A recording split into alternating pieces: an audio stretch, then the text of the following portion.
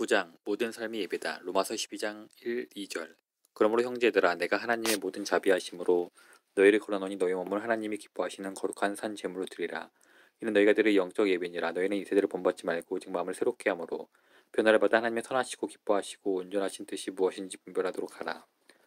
이 산에서도 말고 예루살렘에서도 말고. 신약 성경은 예배의 장소와 형식에 대해 놀라울 정도로 무관심합니다. 이 산에서도 말고 예루살렘에서도 말고. 영과 진리로 예배할 때가 오나니 사마리아가 아니라 영으로 예루살렘이 아니라 진리로 예배를 드리게 된다고 말합니다. 또한 예배를 내적인 경험으로 대단히 강조합니다.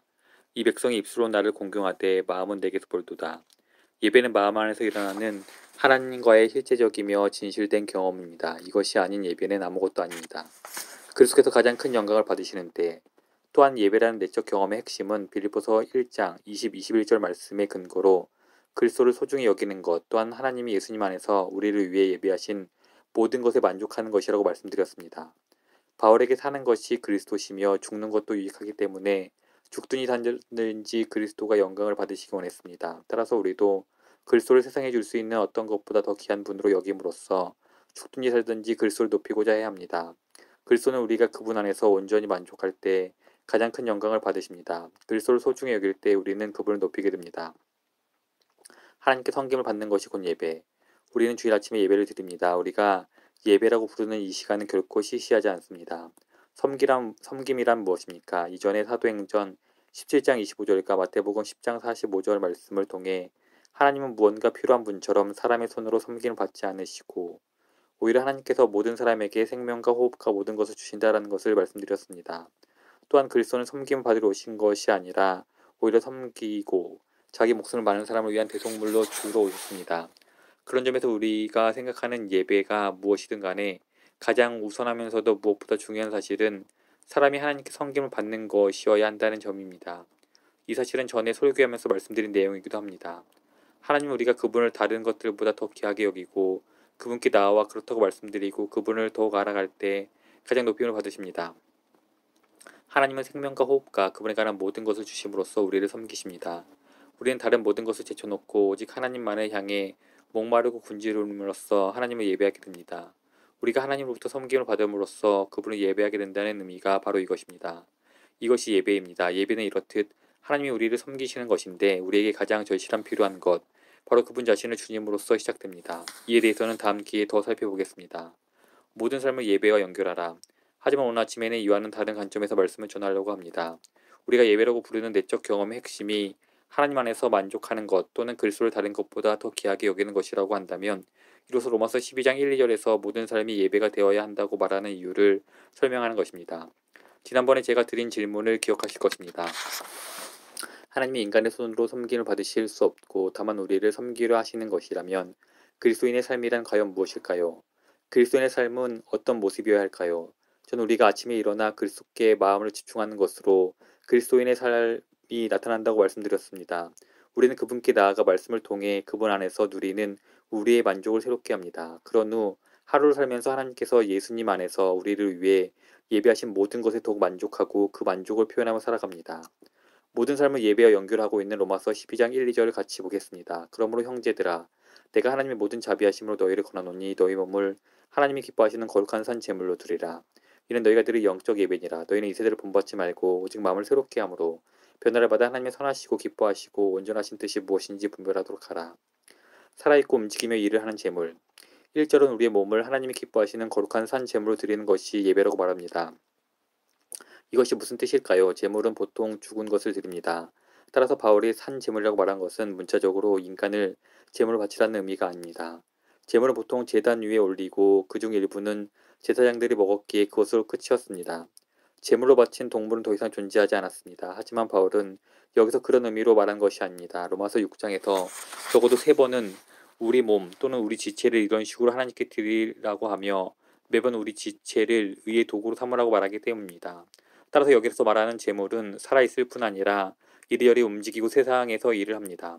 그렇다면 이것은 어떻게 제물이 됩니까? 그리고 하나님께 우리 몸을 제물로 바친다는 것은 어떻게 하는 것입니까? 이에 대한 답을 찾으려면 1절과 2절 사이에 연결점을 봐야 합니다. 즉 2절은 좀 더 상징적인 의미를 갖는 1절을 현실적으로 설명한 내용입니다. 1절은 제사와 예배에 대해 말합니다. 2절은 우리의 마음이 새로워지고 하나님의 뜻을 행하는 것에 대해 말합니다. 바울이 1, 2절에서 기뻐하시는 이라는 말을 반복한다는 점이 이런 식으로 생각하고 있음을 잘 드러냅니다. 1절에서는 너희 몸을 하나님이 기뻐하시는 거룩한 산 제물로 드리라고 말합니다. 2절에서는 하나님의 선하시고 기뻐하시고 온유하신 뜻이 무엇인지 분별하기 위해 마음을 새롭게 하라고 말합니다. 따라서 몸을 하나님이 기뻐하시는 제물로 드리는 것과 하나님이 기뻐하시는 뜻을 행하는 것 사이에는 밀접한 관련이 있습니다.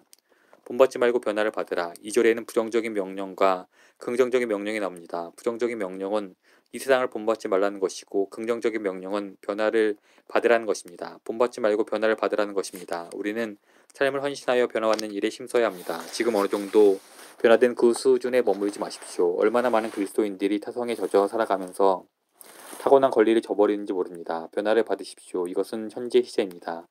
세상을 닮지 않도록 지속적으로 성장해야 합니다. 하지만 어떻게 이렇게 할 수 있습니까? 구체적으로 어떤 일이 포함될까요? 세상이 무엇을 읽고 보고 듣고 사고 팔고 노는지 공부해서 그 반대로 하라는 의미일까요? 어느 정도 해당하는 부분이 있겠지만 본문의 요지는 아닙니다. 본문은 마음을 새롭게 함으로 변화를 받아라고 말합니다.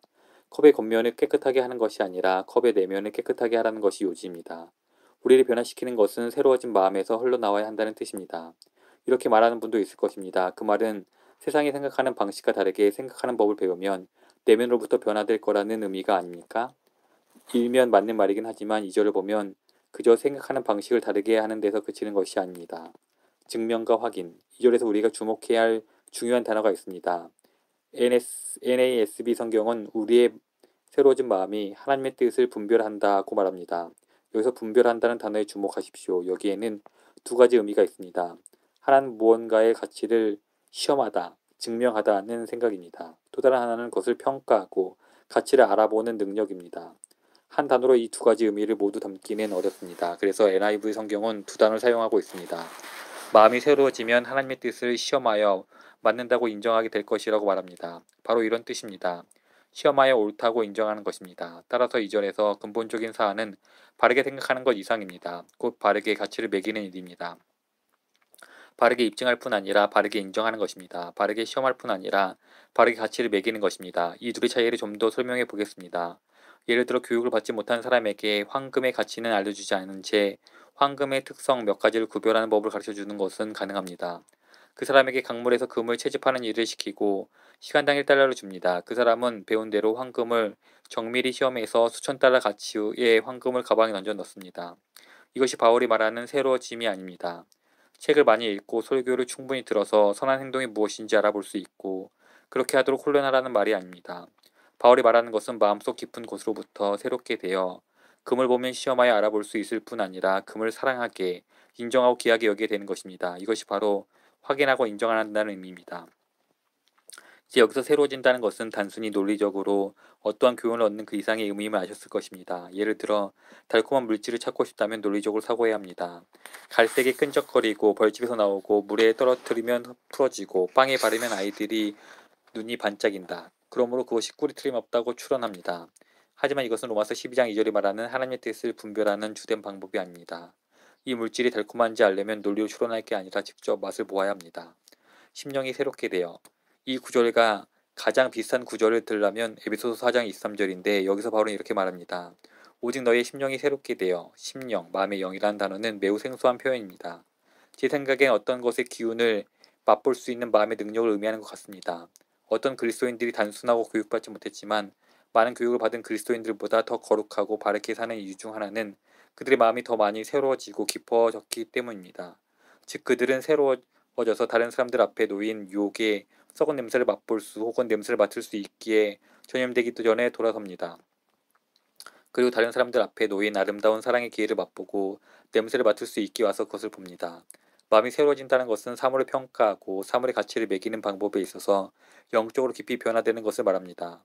에베소서 4장 18절에서 바울은 마음의 무지함은 마음이 굳어진 데 대해서 기인한다고 말합니다. 따라서 마음이 지혜로워지고 하나님의 뜻을 분별하려면 영적 실제에 대해 부드러워지고 민감해져야 합니다. 다른 말로 하면 바울이 요구하는 새로워짐은 어떤 단순한 정신적 노력으로 얻을 수 있는 것보다 훨씬 심오하고 깊은 것입니다. 그래서 기도가 절실히 필요합니다. 그리스도인들은 지속적으로 이렇게 기도해야 합니다. 내 눈을 열어서 놀라운 것을 보게 하소서, 마음의 눈을 밝히소서, 여호와의 선하심을 맛보아 알게 하소서, 하나님께서 그분의 말씀과 영을 통해 우리를 새롭게 하셔야 합니다. 온전히 새로워진 마음. 이제 이러한 통찰력을 가지고 로마서 12장 1, 2절을 다시 보겠습니다. 2절에 나오는 그리스도인의 삶은 온전히 새로워진 마음에 그 뿌리를 둡니다. 이것은 그저 바르게 생각하는 것이 아니라 진실하게 평가하고 정확하게 가치를 매기고 강력하게 인정하고 마음을 다해 하나님의 선하시고 기뻐하시고 온전하신 뜻을 귀하게 여기는 것입니다. 또한 우리 일상과 깊이 연관됩니다. 우리가 낮에 행하는 일의 95%는 깊은 논리적인 수고 없이 그냥 하는 행동이기 때문입니다. 우리는 그저 내면의 심령을 따라 혹은 예수님 말씀하신 것처럼 마음에 가득한 것을 따라 반사적으로 행동합니다. 따라서 진정으로 그리스도의 삶을 살려면 바르게 생각하는 것보다 더 깊은 차원에서 새로워져야 합니다. 이절은 우리가 실제로 인정하고 평가하고 가치를 매기는 방법이 새로워지면 세상을 본받지 않는 변화된 삶을 살게 된다고 말합니다. 본받지 않음은 그저 외적이고 강요된 것이 아니라 내적이고 자연스러움에 자유롭습니다. 우리의 새로운 가치 체계와 평가 기준, 우리의 보아가 있는 곳으로부터 흘러나옵니다. 그것은 우리를 외적으로 변화시키고 세상을 닮지 않게 만듭니다. 그럴 때 우리는 바울이 하나님의 뜻이라고 부르는 것을 행할 수 있게 됩니다. 선한 것들, 기뻐하시는 것들, 온전한 것들을 알아볼 수 있을 뿐 아니라 그 새로운 가치체계에 어울리게 살아갈 수 있습니다. 이것은 1절과 어떻게 연결이 될까요? 우리 몸을 하나님께 산 제물로 드리는 것, 즉 우리의 영적 예배에 어떻게 연결이 될까요? 2절은 1절에서 말한 예배의 제물을 설명하고 있습니다. 그것이 바로 산 제물입니다. 왜냐하면 우리 마음이 새로워짐으로써 세상을 맛보고 평가하고 인정하고 가치 매기고 소중히 여기던 이전의 모든 방식이 죽기 때문입니다. 바울은 그리스도로 말미암아 세상이 나를 대하여 십자가에 못 박히고 내가 또한 세상을 대하여 그러하니라 말합니다. 따라서 그 새로워짐은 옛 가치의 죽음이고 새로운 가치의 도래입니다. TV와 음식과 돈을 소중히 여기던 옛 방식이 죽고 새로운 영적 미강이 깨어나는 것입니다. 하나님은 나를 온전히 만족시키는 보아. 따라서 우리의 영적 예배는 날마다 하나님께 나아가 이렇게 말하는 것입니다. 하나님, 가장 가치 있는 것의 가치를 인정하고 가장 귀한 것을 귀하게 여기고 가장 소중한 것을 소중히 여기고 가장 아름다운 것을 존중하고 가장 악한 것을 미워하고 가장 추한 것을 싫어하는 것 외에 제가 더 원하는 것은 없습니다. 모든 신령하지 않는 것들과 세상적인 것들, 내 영을 죽이는 것들에 대해 내가 죽었음을 인정합니다. 나의 하나님, 나를 새롭게 하소서. 바르게 평가하는 영적 능력이 깨어나게 하소서. 또한 이렇게 말하는 것입니다. 그리고 내 몸과 영혼을 취하셔서 세상에 하나님의 영광을 드러내는 도구로 삼아주소서. 하나님이 내 안에서 이루신 새로움이 밖으로 드러나게 하소서. 이것이 나의 영적 예배입니다. 하나님이 나를 온전히 만족시키는 보아임을 세상에 드러나게 하소서. 이제 다시 처음으로 돌아왔습니다. 예배의 핵심은 하나님 안에서 만족하는 것이고 그리스도를 소중히 여기는 것입니다. 로마서 12장 1, 2절도 다른 것을 말하지 않습니다. 이것이 새로워진 마음을 갖는다는 의미입니다. 새로워진 마음은 하나님의 뜻을 인지하고 인정하고 귀하게 여기고 소중히 여깁니다. 그리고 그로 인해 모든 삶이 변합니다. 새로워진 마음이 가장 먼저 우선적으로 하는 일은 하나님을 인지하고 인정하고 귀하게 여기고 소중히 여기는 일이기 때문입니다. 하나님의 뜻을 행하는 것은 하나님의 영광을 드러내는 것 같습니다. 이같이 너희 빛이 사람 앞에 비치게 하여 그들로 너희 착한 행실을 보고 하늘에 계신 너희 아버지께 영광을 돌리게 하라. 우리 삶은 우리가 진심으로 가치 있게 여기고 소중히 여기며 귀하게 여기는 것을 드러내게 되어 있습니다. 그러므로 모든 삶이 예배입니다. 하나님을 향한 예배이거나 아니면 다른 어떤 것을 향한 예배입니다. 그러므로 마음을 새롭게 함으로 변화를 받으십시오. 하나님의 모든 역사와 방법을 소중히 여기십시오. 옛 마음은 죽은 것으로 간주하고 자신을 산 제물로 하나님께 드려 그분의 가치와 진가를 삶에서 드러내십시오. 삶으로 그분을 경배하십시오.